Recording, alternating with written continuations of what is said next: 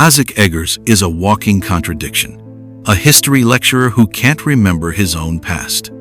At first glance, he's just a kind-hearted university lecturer, the sort of secondary character you'd expect to fade into the background. But by the end of Volume 1, he emerges as one of the most philosophically complex beings in the story. This is an analysis of trauma, memory, immortality, and the subtle dance between death and time. And it all begins with a man who forgot who he is.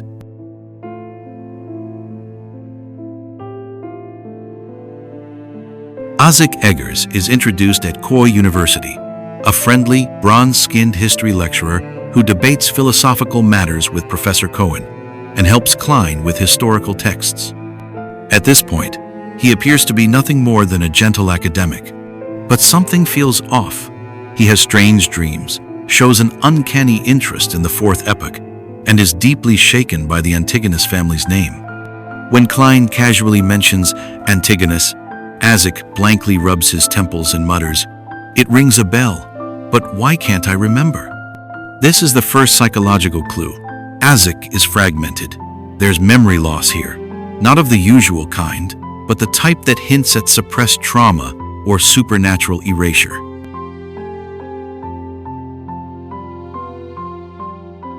When Klein becomes a beyonder, Azik immediately senses the change. He remarks on Klein's disharmonious fate, offering a warning that seems oddly precise for a non-seer. But Azik admits the divination was just an excuse. He can see fate, or at least sense its dissonance. Azik's comments echo the logic of a prophet who no longer trusts his own visions. He says, "Some people are born with strange abilities. Perhaps I'm one of them." But when pressed, he confesses, "Maybe the price of my ability is to forget myself, to forget my past." Here, Azik lives in exile. His mind has become the tomb of a forgotten self. He is a walking contradiction, a man whose only certainty is that he has forgotten everything that once defined him.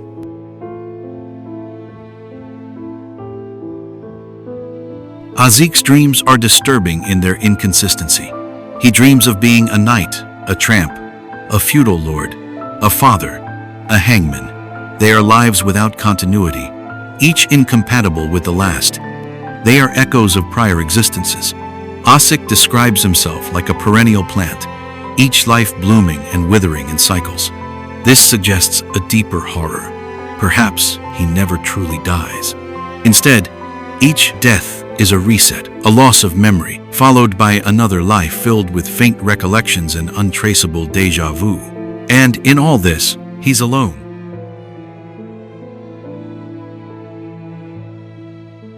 Azik confesses to Klein, "You cannot imagine what emotions a man without a past has, like a boat floating in a vast ocean, no harbor, just endless storms." It's one of the most emotionally raw lines in Volume 1. Immortality here isn't grandeur. It's not power. It's dislocation. The existential nausea of being cut off from your own history, forced to live with the shadows of lives you can't remember. Azik's dreams are not comforting. They're the psychic residue of someone whose identity is overwritten over and over again. Each rebirth adds layers, but the core remains missing. In essence, he's exiled from the narrative of his own life.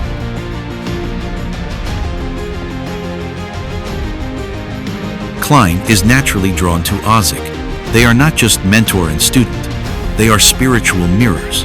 Klein is new to the world of mysticism, but carries the burden of another man's life. Azik is ancient, powerful, but hollowed out by amnesia. Both grapple with identity crises. Both have had their fates warped by the mystical. But where Klein can fall back on Melissa and Benson, fragments of normalcy, Azik has nothing. He's Klein's possible future, powerful, immortal, and profoundly alone.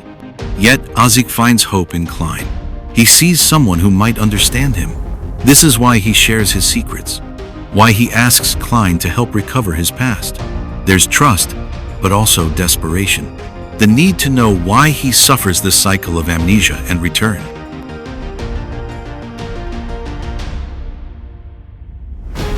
The turning point comes when Klein sees a portrait of Baron Lamud, a noble who lived over 1,000 years ago, and notices something shocking. The man looks exactly like Azik, right down to the mole under his ear. This leads to a brilliant moment of deduction. Klein theorizes that Azik doesn't die. He resets. Every few decades he loses his memory and starts again. The dreams are not dreams. They're past lives, and the preparation for each new life is done by himself. Azik doesn't deny it. In fact, he embraces the theory, but he adds something even more tragic. If he waits until memories return naturally, it will be too late. He wants to break the cycle, to confront whatever force cursed him with this existence. This leads to an investigation into his forgotten past. As they approach the ancient castle, Azik begins to remember. It's the first time Azik doesn't merely suspect a forgotten past. He remembers it, and he suffers for it. The trigger is deeply psychological. The sight of a ruined castle, half swallowed by time. As Klein follows, Azik's pace shifts. He stops being the absent-minded, kind professor and suddenly leads the way. It's instinctual, not rational. Something in the architecture resonates with him on a level beyond conscious memory. And then the dam breaks. Azik's descriptions are too detailed to be dreams. The precise locations of the garden, the stable, even his child dragging a broadsword. These aren't fragments of divination. They're lived moments. This is a man recovering not facts, but intimacy. His wife's complaints about the gloom, his son's aspirations to knighthood, and it's that humanity which makes the pain that follows so visceral. Inside the basement, as he gazes at the skeleton without a skull, the dissonance between who he is and who he was overwhelms him. He collapses, wails, covers his face. Klein's spiritual perception reads it clearly. Azik becomes terrifying because his presence deepens. His soul, fractured across centuries, briefly reconnects with a missing part of itself, and the spiritual weight is suffocating. Azik recovers with no enlightenment, only sadness. He says, "I recalled something, but it's very minor." But the truth is, it's not minor at all. It's the first emotional tether, not to his power, but to his former life. A wife, a child, a home that once knew sunlight. And in that same breath, Azik senses something else, the source of Klein's fate disorder. By the end of Volume 1, we receive subtle but mounting evidence that Azik is tied to the god of death. The inverted pyramid, the undead messenger, the eerie connection to mausoleums, all point to him being either a descendant or a former servant of death itself. He can summon a terrifying skeleton as a messenger, a being far beyond what any low sequence beyonder should control. When Kilangos dies, it's Azik who eliminates him effortlessly, commanding an army of deathly figures. But even this power brings him no peace.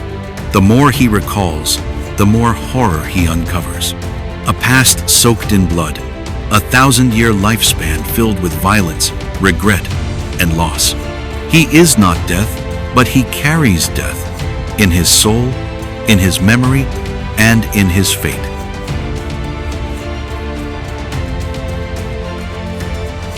After Ince Zongwil's scheme, Azik Eggers stands before Klein Moretti's grave, quiet, copper-skinned, holding a simple bouquet of white flowers. He doesn't speak for a long time.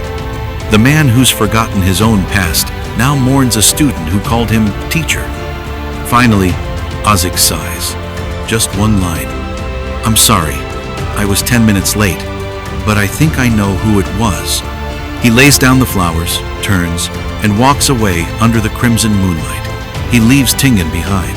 He doesn't retrieve the copper whistle, perhaps because he knows if Klein were truly gone, the whistle would no longer matter. But Klein isn't gone.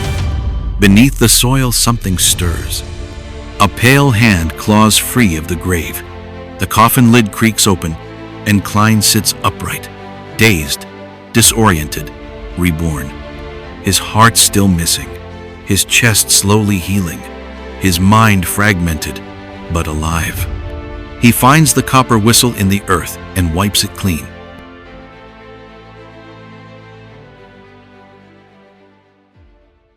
When Volume 2 opens, Azik is conspicuously absent.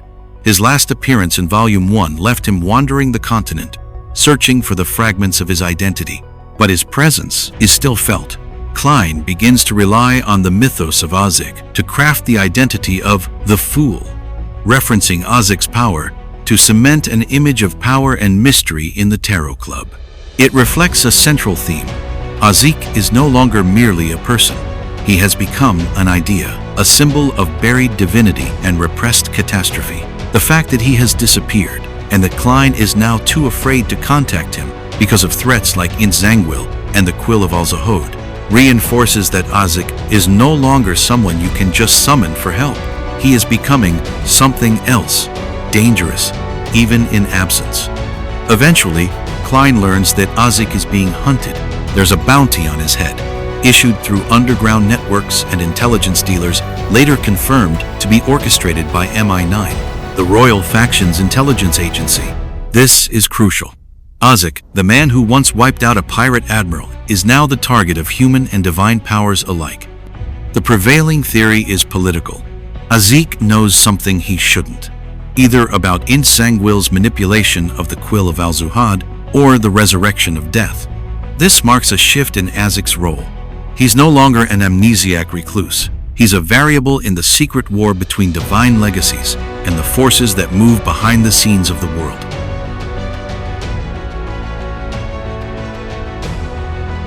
And then, when all hope seems lost, he returns, just in time to save Klein from annihilation. In one of the most visually and symbolically potent scenes in Volume 2, Azik appears in the saturated, oil painting-like spirit world, just as Klein is about to be destroyed by a meteorite engineered through the Quill's manipulation. It's the literal fulfillment of a prophecy Klein received much earlier, Azik pulling him from a sea of blood. Azik is not only drawn to Klein by fate, but by history. Klein helped him rediscover himself in Volume 1. Now, Azik returns the favor. Even as he saves Klein, Azik has not fully recovered. But in this moment, we finally learn one truth. He had remained in a particular sequence for a long time, the sequence called Undying. The title Undying is more than just his current sequence level. It's a philosophical label. Azik is a man who has lived beyond life through the Undying's curse of resurrecting every 60 years, forgetting all their memories and resetting their madness levels. To be undying is to be in a state of narrative stasis, to have centuries pass without aging, to be remembered by no one because you forget yourself. Death, to Azik, is not an ending, it's a transitional threshold, one he passes again and again, only to awaken in a new life with less of himself intact. This sequence reflects stasis as punishment. It's not peace, it's a sentence. Every memory that returns to him is another wound opening. The confrontation between Azik and Inzangwil is one of the most tense battles in Volume 2. They clash in an ancient underground ruin, a relic of the Fourth Epic. Azik, still not at full strength, holds his own against Zangwil and the infamous Quill. While he doesn't succeed in killing Inz, the battle reveals several things. First, that Azik is being drawn back into the central conflict of the series. Second, that he's operating under more surveillance than he realized, pursued not just by humans, but by divinities. And third, that he knows Zangwil's allies include the royal family. Azik is becoming dangerous not just to enemies, but to political stability. He knows too much. And more importantly, he's remembering too fast.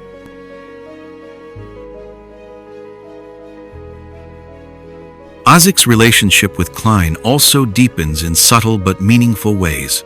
When they speak after the battle, the power dynamic has shifted. Klein is no longer a helpless student.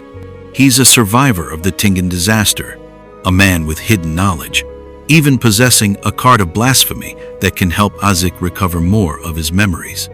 Azik, for his part, is still the same calm, dignified figure, but there's more sorrow in him now, more understanding of what he's lost and what Klein risks losing. Their bond is no longer one of guidance and protection, it's solidarity, two men walking different paths toward the same abyss, and Azik continues to support him, gifting him the terrifying glove, Creeping Hunger, which he sealed. This gesture is quiet but powerful, a sign of complete trust.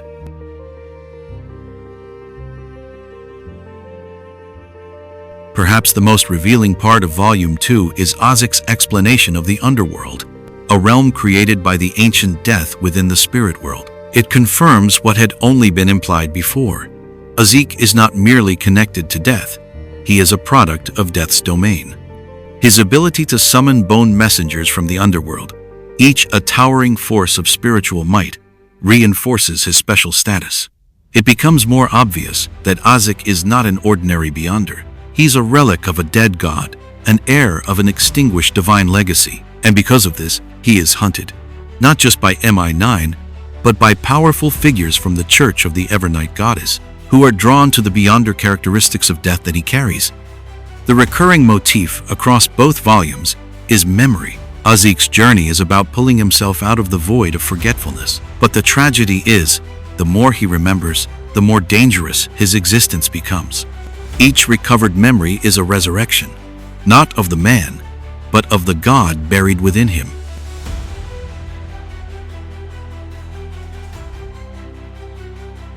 In Volume 3, Azik takes a step further. He is no longer just recovering, he's returning to power, to history, to an identity lost over 1,000 years ago. Azik Eggers begins Volume 3 like he ended Volume 2, distant but responsive. His letters to Klein are increasingly detailed and burdened with recalled horrors. When Klein sends him the Black Emperor card, it triggers fragmented memories of the War of the Four Emperors. Azik recalls witnessing the Blood Emperor and the Black Emperor, titanic, godlike figures, one of whom, Alista Tudor, simply looked at him and caused him to faint. Azik's memory isn't passive. It hurts. It destabilizes. It drains him to the point of comas. Like a man reliving trauma with each recovered thought, Azik writes at one point that he had to spend days in deep sleep to adapt to what he remembered. The key philosophical point here is this: memory is not just knowledge, it's identity and consequence. Azik is a being whose very past can shatter his present. To know himself is to relive his own apocalypse.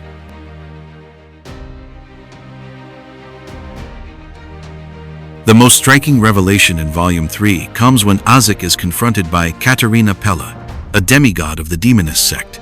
In a chillingly casual tone, she addresses him as Mr. Death Consul of the Balaam Empire, confirming that in his past life, Azik was no ordinary beyonder. He was a high-sequence official of the Death Pathway, one of Death's direct lieutenants. She reminds him that they fought together 1,300 years ago during the Pale Disaster, a brutal catastrophe led by the primordial demonists and Death's camp. They were allies in what amounted to divine terrorism against the northern continent. What's striking is Azik's response. He's silent, not in denial, but in pain. When Katerina asks why he keeps forgetting despite being beyond the undying stage, Azik offers an agonizing confession. I can't remember. Here, we see the breakdown of myth into man. Azik, once an angelic executioner, now stands stripped and uncertain before his past. Katerina wants him to return to what he was, not because it's good, but because it's interesting. Her statement, "Maybe we'll unleash something worse than a devil," isn't just a provocation, it's a warning. If Azik regains everything, he may no longer be the man Klein admires. Klein, who once saw Azik as a teacher, now walks beside him as a wary equal. Their dynamic matures, no longer strictly mentor and pupil. They rely on each other. Klein shares secrets, ancient chronicles, and mystical warnings.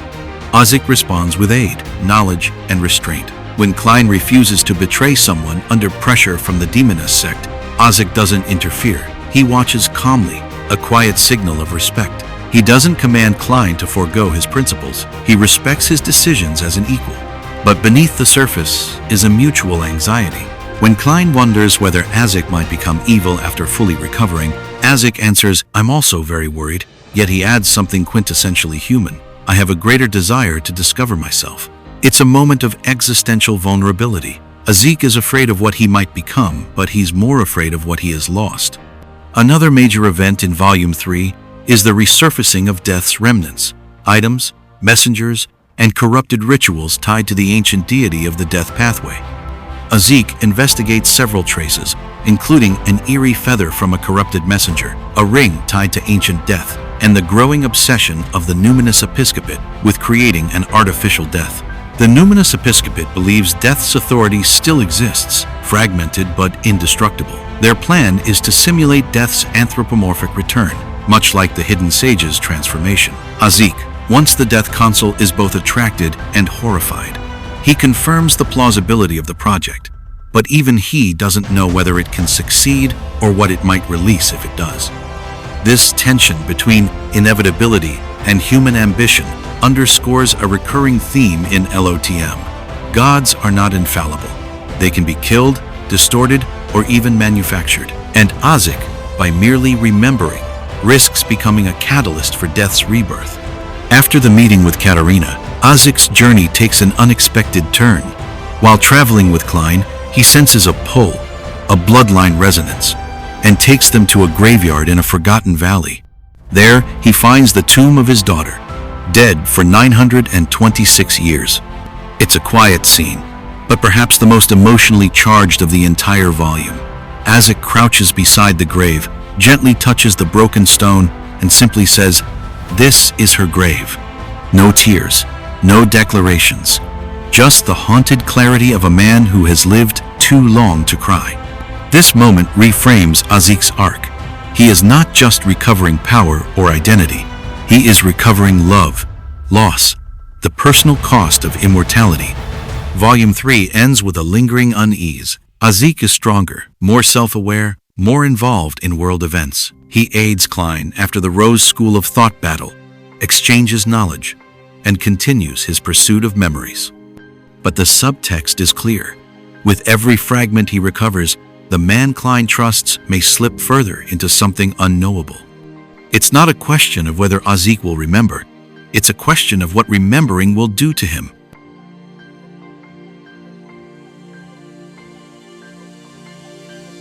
The first half of Volume 4 sees Azik mostly off stage, once again slipping into dormancy. Klein senses something is wrong. He sends letters, offers updates, seeks guidance, but Azik remains unresponsive. Eventually, through Will Septon, Klein learns the truth. Azik is in a state of metamorphosis. He's changing, digesting memories, and recovering his powers. When Azik awakens, he re-emerges with deeper knowledge and growing power.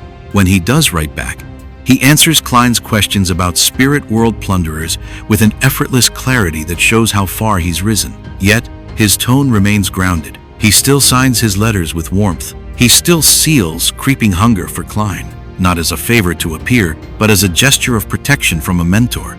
Later, Azik finally reappears in person. He steps through space beside Klein's marionette, a flash of saturated color signaling his arrival. Immediately, we see the subtle shift in demeanor. Azik is quieter, more somber. He still wears the silk top hat, still carries the air of a gentleman scholar, but he's less human. When Admiral Hell Ludwell sees him, the Sequence 5 pirate doesn't fight. He kneels, bows, and kisses the deck. He calls Azik Honorable Death Consul. This moment is more than spectacle. It is confirmation. Azik has crossed a threshold. He has recovered enough of his godhood that even powerful undead now recognize his authority without a word. And yet, Klein is still allowed to call him Mr. Azik. That contrast matters. It's a signal that Azik hasn't fully lost himself.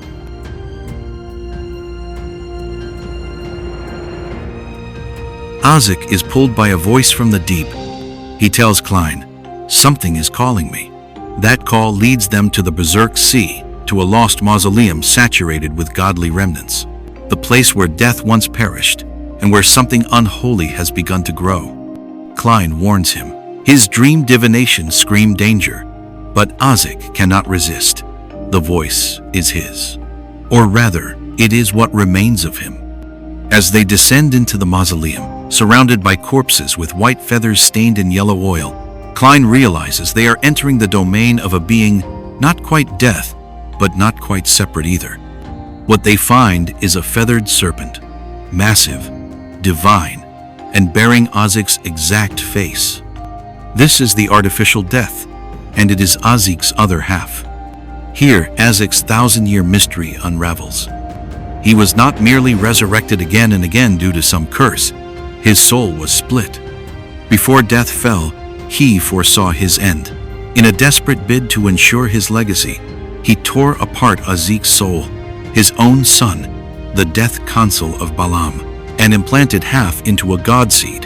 That god seed became the artificial death, nurtured by the numinous episcopate's horrifying experiments. The remaining half, the Azik we know, was stitched together with an artifact of immense power.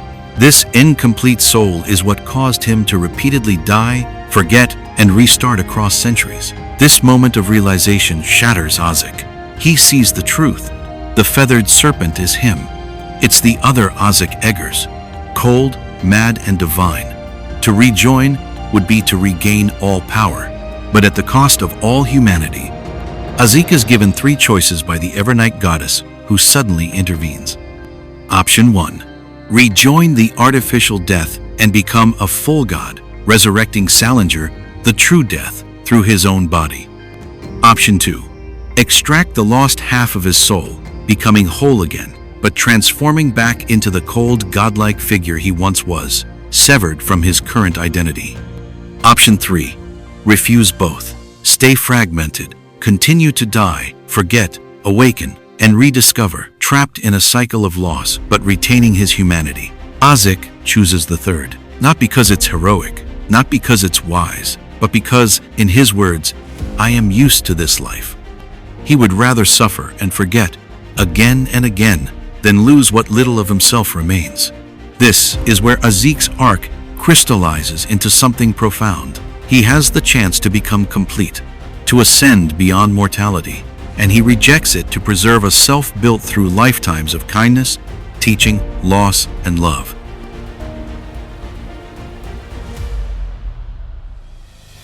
Throughout this volume, Klein continues to act not only as Azik's student, but as his anchor. He provides the words Azik needs to keep himself whole. The idea that each incarnation, each life as a teacher, a father, a knight, a friend, is not just a mask. It's the real him. Klein suggests that Azik's repeated incarnations aren't accidents. They're the anchor keeping him from losing control to the death pathway's madness. Just like angels and gods must secure themselves to avoid divine insanity, Azik's cycle of death and rebirth becomes his tether to sanity. Azik listens. He doesn't deny it. He even smiles. It's one of the few moments where a godlike figure feels not remote, but reachable. This philosophical moment reframes Azik's tragedy. He is not a fallen god, nor a cursed man. He is a conscious resistance against corruption, living proof that divinity without identity is damnation. Azik chooses to have the Evernight goddess remove the implanted golden artifact anchoring his soul. As it is pulled out, his body splits in agony. His soul is torn, and the golden half is sealed away. He becomes less than whole, but remains himself. It is not a victory nor salvation. It is a pause. Azik disappears once more, returning to sleep, stating that he will forget again, that he will awaken again. But this time, he has Klein, someone who remembers for him. And in that act, the passing of the copper whistle, he entrusts Klein with memory.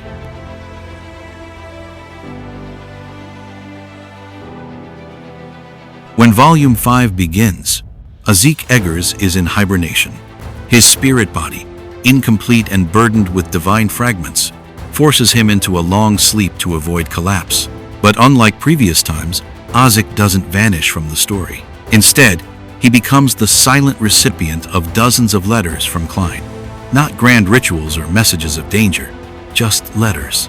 Updates about mundane life, inner thoughts, discoveries, and confessions. Klein writes not to receive answers, but to preserve continuity. In doing so, he reframes their relationship. Azik is no longer just a mentor. Klein becomes his anchor, the only one left from the early days in Tingen who still connects him to who he used to be. These letters serve an emotional and philosophical purpose. Klein, now advancing through high-level sequences, is actively preserving Azik's identity, while Azik cannot do so himself. It's a reversal of their original roles. Azik, once protected and guided Klein through his Beyonder journey. Now Klein guards Azik's personhood from oblivion.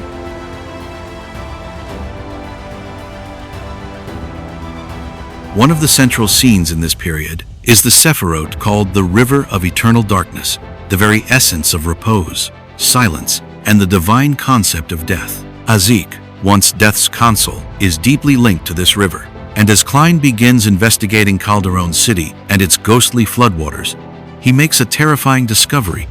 On both banks of the River of Eternal Darkness, he sees countless Azik Eggers. They aren't illusions. They're residual death imprints, the souls Azik left behind each time he died and resurrected. Dozens of versions of him silently pacing the underworld, lost in eternal loop. This revelation is chilling. Azik's very means of survival, repeated death, and rebirth, has been leaving echoes of himself in the river. If it continues, his core soul may one day be dragged into that current, dissolving into the cycle he's long tried to escape. The question of Azik's identity reaches a critical juncture here.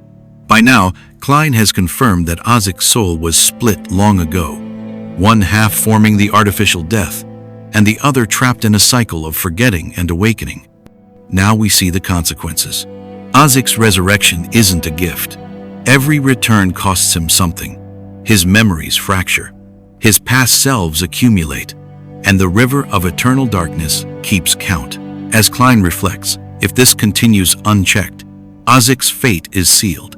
He will become one of the silent dead wandering the riverbanks, just another soul melted down by the very power he once commanded. Klein proposes two solutions: either fully restore Azik's soul or help the Evernight goddess seize control of the river itself. Klein's letters to Azik become deeply personal. He talks about pollution in Backland, his new estate, the quirks of a sentient magic mirror, and the cost of spiritual power. He recounts his days in Tingen, writes about Roseanne, Fry, Dunn-Smith, colleagues long gone, preserved only in memory. And then he writes things no one else could ever hear. He describes the tragedies of the forsaken land of the gods, his advancement to miracle invoker, his existential guilt, his insomnia, his fears of the apocalypse. These letters become confessionals, sent not because Azik will answer, but because Azik must hear them someday. In this act, we see the full maturity of their bond. Azik no longer needs to guide Klein.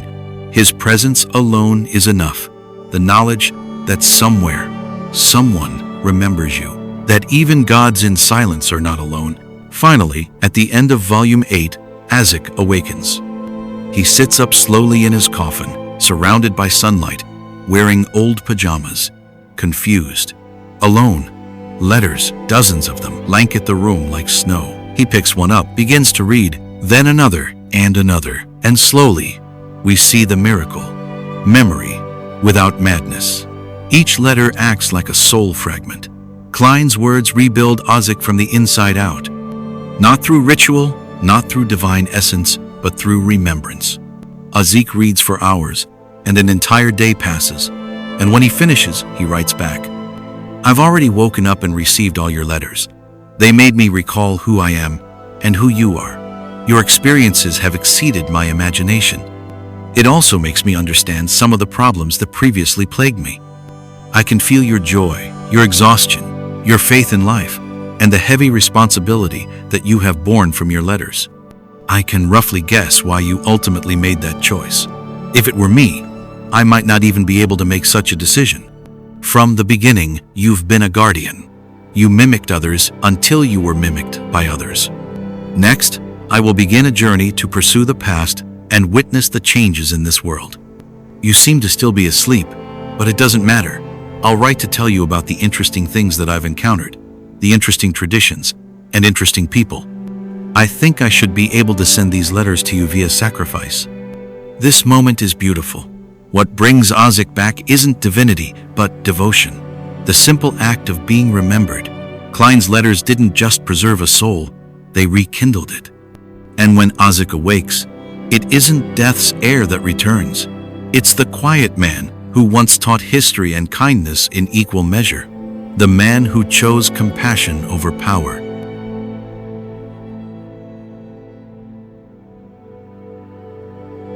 Azik Eggers' arc throughout Lord of the Mysteries redefines what it means to exist outside of time, not just to be remembered, but to be reconstructed by the people who love and value you. This isn't the return of a myth, it's the rebirth of a man.